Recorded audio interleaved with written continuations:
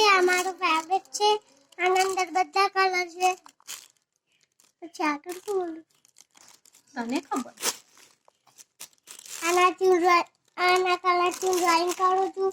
આના અંદર pencil box છે, પણ એના અંદર પેન્સિલ શાર્પનર બધું આવ્યું હતું અને આનું ખોવાઈ ગયું ને એટલે મેં એને કલર બોક્સ બનાવી દીધું. ખોલીને બતા.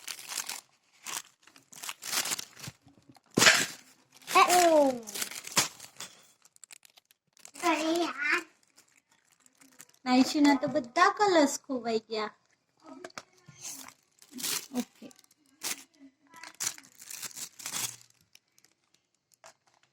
હવે બોલ.